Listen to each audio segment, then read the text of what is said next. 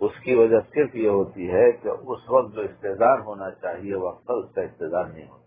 مدینہ پاک پہنچے گا، مزاج کے خلاف ہوگی، کوئی بات ہوگی، وہاں جھگڑا کرے گا، بات کرے گا، اپنا مطالبہ کرے گا حق کا۔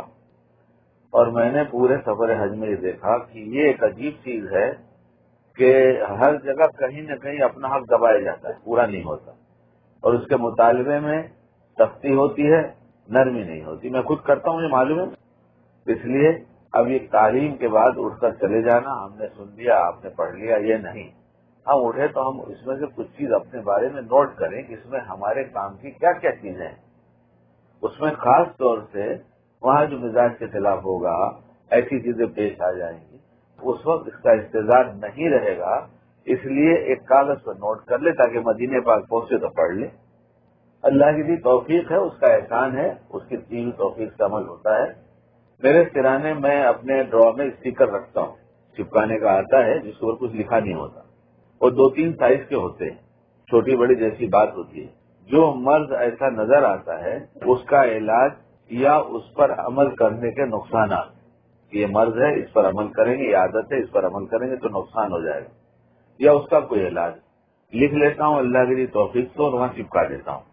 اسے صبح شام دوپہر جب گھر میں ہوتا ہوں اس سے بار بار نگاہ ڈالتا ہوں، تو اس کی اس استعداد ہو جاتا ہے تو میں دیکھتا ہوں اس کا نفع ہوتا ہے، اور ایسی کاغذ پر نوٹ کر لیتا ہوں۔ اس لیے کاغذ قلم ہمیشہ جیب میں رہتا ہے۔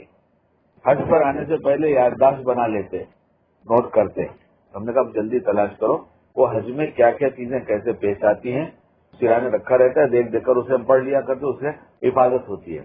اس لیے تعلیم کے بعد اٹھ کر چلے جانا، سبحان اللہ وبحمدہ پڑھ لینا، تعلیم میں بیٹھنے کا ایک وقتی نفع ہوا۔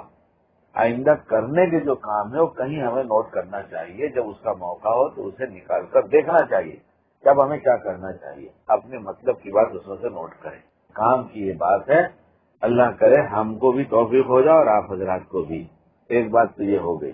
دوسری بات یہ ہے کہ کمائی بہت زیادہ ہو رہی ہم لوگوں کی، لاکھ کے بھاؤ سے سب عمل کی نیکیاں مل رہی، تو یہ خوب سمجھ لینا چاہیے جو شاکر پیچھے لگا ہوا ہے وہ بڑے اچھے انداز میں آ کر لے کے جانے کی روز صبح سے لے کے شام تک کوشش کر رہا ہے، اور اب لوٹ بھی لیا، پتہ نہیں کتنا چلا گیا، کچھ پتہ بھی نہیں چلا۔ اس لیے وہ جو نسخہ ہے صبح اٹھتے ہی اپنی بری عادتوں کو سوچ کر توبہ کرنا کہ اللہ میں فلاں فلاں غلط کام کرتا رہا ہوں، یعنی زبان سے سوچے بغیر وہ مجھے تو سب سے زیادہ نقصان کی چیز اس کے سوا کچھ سمجھ میں نہیں آتی۔ حج پہ حج ہو جاتا ہے لیکن زبان پر کنٹرول نہیں ہوتا، جب کوئی بات دل میں آئی وہ ہماری زبان سے بغیر کسی نیت کے ادا ہو جاتی ہے اور لایانی میں لکھی جاتی ہے، اس لیے نیکیوں کا نور چلا جاتا ہے۔ ورنہ یہ ہو نہیں سکتا کہ اتنے نیکیاں کرنے کے بعد اس کے انوار جمع ہو اور قلب میں کچھ بھی تبدیلی محسوس نہ ہو، یہ ہو نہیں سکتا۔ ارے بھی جب غصہ تیز ہوتا ہے تو قلب کی تبدیلی محسوس ہوتی ہے، کسی ایسے دشمن کو خالی دیکھ لیتا ہے تو قلب میں تغیر محسوس ہوتا ہے، کسی سے محبت ہوتی ہے اس کو دیکھ لیتا ہے تو قلب میں تغیر ہوتا ہے، کسی چیز کی چاہت ہوتی ہے اس دیکھ لیتا ہے تو قلب میں ایک تغیر محسوس ہوتا ہے۔ آخر اتنے انوارات جمع ہو گئے تو قلب میں تبدیلی کیوں نہیں محسوس ہو رہی؟ آپ کا حال آپ کو معلوم ہے، آپ کو ہوتی ہوگی تو مبارک ہو، ہم اپنا حال جانتے ہیں، آپ اپنا حال جانتے ہیں۔ یہ زبان سے زیادہ خطرناک کوئی چیز میری سمجھ میں نہیں آئی اب تک کا تجربہ ہے، جہاں کوئی بات دل میں آئی زبان پر فوراً شیطان لاتا ہے کہ اسے ادا کرا دو، تاکہ یہ جو نیکیوں کا نور جمع ہوا ہے یہ باقی رہنے نہ پائے۔ ہر ایک اپنا اپنا تجربہ کر کے دیکھ لے کیا فرق ہوا اور کیوں فرق نہیں ہوا۔ بھائی دنیا کا نور ہوتا ہے، اگر کم ہوتا ہے تو آدمی داخل ہوتا ہے کہ بھائی لائٹ کیوں نہیں جلا رکھا ہے، بڑا اندھیرا ہے، اور ایک لائٹ سے کام نہیں چلتی تو فوراً کہتا ہے دوسری بھی تو جلاؤ ذرا، اور بہت تیز روشنی ہوتی تو کہتا ہے ذرا کم کرو، اتنی کی ضرورت کیا ہے۔ آخر یہ انوار کہاں چلے گئے نیکیوں کے، جو لاکھوں کے بھاؤ سے نیکیاں ہو رہی ہیں، جمع ہو رہی ہیں۔ جہاں تک میں سمجھتا ہوں اگر میں کچھ غلط تشریح کر رہا ہوں، غلط بات سوچ رہا ہوں تو آپ لوگ کہیے کہ یہ سب باتیں سوچنے کی نہیں ہے، تو مت کہے، اس کی کوئی حقیقت نہیں ہے۔ اگر ایسی کوئی بات ہو تو مجھے بتا دیجیے، کم بھی کریے آپ لوگ۔ ایسی کوئی بات ہے کیا حکیم صاحب کہ نور کا جمع ہونا اور اس کا پتہ نہ چلنا، قلب کی کیفیت کا نہ بدلنا، اللہ کے تعلق میں کچھ اضافہ نہ محسوس ہونا، نماز کی کیفیت کا نہ بدلنا، تلاوت کی کیفیت کا نہ بدلنا، کیا یہ سب چیزیں کچھ محسوس کرنے کی ہیں یا نہیں ہے؟ اگر نہیں ہے تو پھر یہ تقریر شکیل کی غلط ہے، یہ شکیل کا ایک حال اور خیال ہے جو صحیح نہیں ہے، اور ہے تو آپ حضرات کہیں گی ہاں کوئی چیز ہے۔ نقصان ہمارا صرف اس لیے ہوتا ہے کہ ہم نے دھوکہ کھا کھا کر نفس شیطان سے ہماری طبیعت ہی بن گئی ہے، طبیعت بن چکی ہے، ورنہ یہ کیسے نہیں ہوتا کہ زبان سے الفاظ کی ادائیگی سوچے بغیر کیوں نہیں ہو رہی؟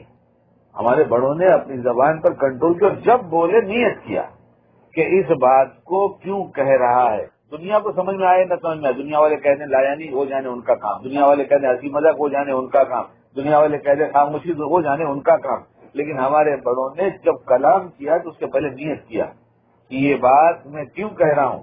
یہ جتنے حادثات ہوئے بہت دیر سے دسترخوان میں بیٹھ کے ایک بات اتنی دفعہ نفس اندر سے ریپیٹ کر رہا تھا کہ ان شاطروں کی ایک چال جو تم پر ایک حالات کی وجہ سے کھلی تھی اس کو بیان کرو تاکہ پتہ چلے مکار لوگ کیسی کیسی مکاریاں کرتے ہیں۔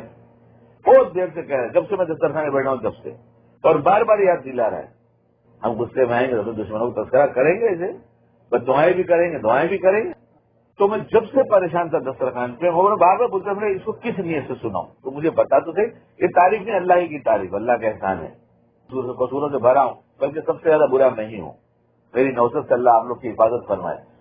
یہ بات بتاؤ نا، دیکھو ان کی ایک مکاری کی بات بتاؤ، انہیں سن کر اس میں کیا فائدہ ہوگا یہ تو بتا، کیا ایسی کوئی بات پیش آنی ہے کسی کے ساتھ جو تو سنانا چاہتا ہے؟ تو نہیں، ایسی تو کوئی بات نہیں پیش ہے، اس کا فائدہ کیا ہوگا؟ اس لیے اس قدر نقصان ہمارا ہو رہا ہے، چند دن باقی ہے، صرف چند دن۔ اچھا میں ایک بات آپ سے کہتا ہوں، سورج کی روشنی ہو، اس میں کوئی آدمی 100 کا بلب جلائے تو کچھ پتہ چلتا ہے؟ کوئی اپنی بلڈنگ کو پوری طرح سے چراغاں کر دے، سورج کی پوری روشنی ہو، اس میں کچھ پتہ چلے گا؟ کچھ پتہ نہیں چلے گا، اور اندھیرے میں ایک بلب بھی جلائے ہو تو دکھائی دے گا۔ یہ ہے نا بات، حرم انوار سے بھرا ہوا ہے، اللہ کی تجلیات کا جو نزول ہو رہا ہے تو انوار ہی انوار، اتنے انوار دنیا میں کہیں نہیں ملے گے اللہ یہ کہ حضور پاک علیہ الصلوۃ والسلام کی قبر اطہر پر اللہ کی طرف سے جتنے انوار نازل ہو رہے ہو وہ اللہ ہی کے علم ہے، ورنہ دنیا میں کہیں اتنے انوار نہیں ملیں گے۔ اب ایک بات یہ کہ فضائل اعمال میں حضرت شیخ نے لکھا ہے، ایک بزرگ بیٹھے ہوئے اچانک گردن اٹھایا تو فرمایا کہ اوہو میں بھی تو کہوں کہ حرم منور کیوں ہو گیا، آپ تشریف لائے ہیں۔ میں پوچھتا ہوں کہ اتنی تجلیات سے جو بھرا ہے پورا انوار ہی انوار حرم میں، آخر ان بزرگ کے پاس کتنے انوار رہے ہوں گے جو اس انوار کے اندر پتہ چلا؟ یعنی جب روشن ہو سورج، اس میں کوئی بلب جلا دے، پوری بلڈنگ کو چراغا کر دے تو پتہ چلے گا نہیں؟ ایسی حرم انوار سے بھرے ہوئے ہیں، آخر ان بزرگ کے پاس کتنا نور رہا ہوگا؟ حضرت یہ سوچنے کی بات ہے، اور ان کی آنکھیں کیسی تھی جو انہیں نظر آئے؟ تو یہ کیا فضائل کی تعلیم صرف اس لیے ہے کہ ہو جائے، یا اس لیے کہ ہم پر اللہ نے مہربانی کیا؟ پتہ نہیں کب منع کر دیا مت آنا میرے حرم میں، کون سی لائنی پہ گرفت کر لیں کہ اتنی دفعہ کہا گیا، اتنی دفعہ سنا گیا، تیری سمجھ میں نہیں آیا، لاکھوں کو سمجھاتا تھا مت آنا میرے حرم میں، تو کیا کریں؟ آخر لوگ تڑپ سے چلے گئے نا دنیا سے، ہمارا کمال ہے مال کی بنیاد پر آ رہے گا، پیسہ ہے تو اس لیے چلے آئے، نہ جانے کتنے پیسے کی بنیاد پر ویزا لگانے والا لگا لگے تھک کے نہیں آ سکے، سورس کی بنیاد پر سارا سورس لگا چکے نہیں آ سکے۔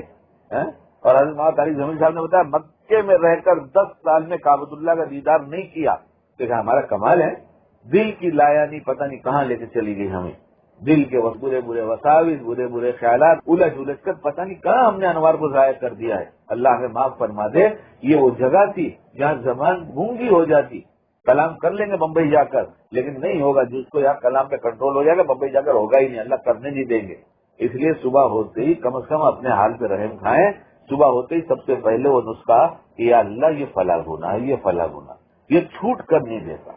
میں پھر آپ کی دعائی دیتا ہوں، آپ مجھے بچا لیجئے میرے مولا، میں طے کرتا ہوں بغیر سوچے نہیں بولوں گا، خاموش ہو جاؤں گا، لوگوں کو لگے کہ بھائی ان کو ہو کیا بولتے کیوں نہیں، ہاں یہی سمجھ میں آیا کیا ہو گیا بولتے نہیں۔ ایک تو زبان پر کنٹرول، دوسرے نگاہ اتنی نیچی کر کے چلے جائے۔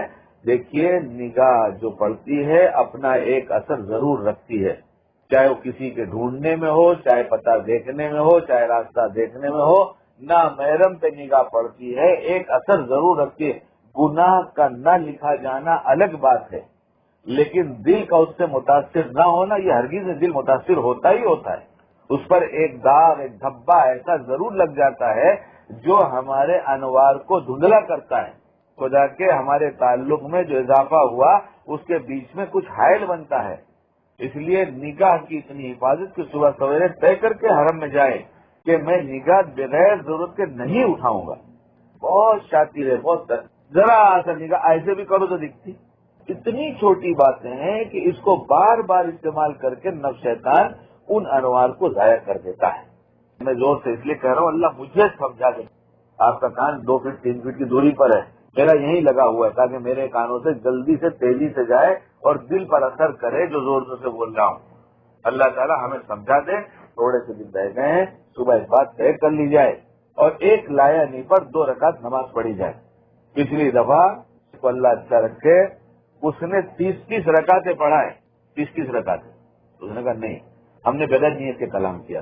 اپنا علاج کر رہا تھا، یہ کسی کو کیا معلوم، لیکن اس نے اپنا علاج کیا. اس نے کہا نہیں بابا، ہم نے کوئی نیت نہیں تھی، یہ کلام ہم نے ایسے ہی کیا تھا، چاہے دنیا والے کچھ بھی سمجھے، دنیا والوں کو سمجھانا نہیں ہے. میں جرمانہ کروں گا میرے نفس پر. تو 30 رکعت اس نے نفلیں پڑھا تھا. تو دنیا والوں کو ہم تھوڑی کہیں کہ ہم نے یہ نیت کیا تھا، میرا لفظ جانتا ہے بغیر نیت کے میں نے کلام کیا تھا. اس لیے چند باتیں ہم اپنی ضرورت کی کہہ رہے ہیں جو میری ضرورت کی ہے، لیکن آپ لوگوں کی بھی ضرورت کی ہے.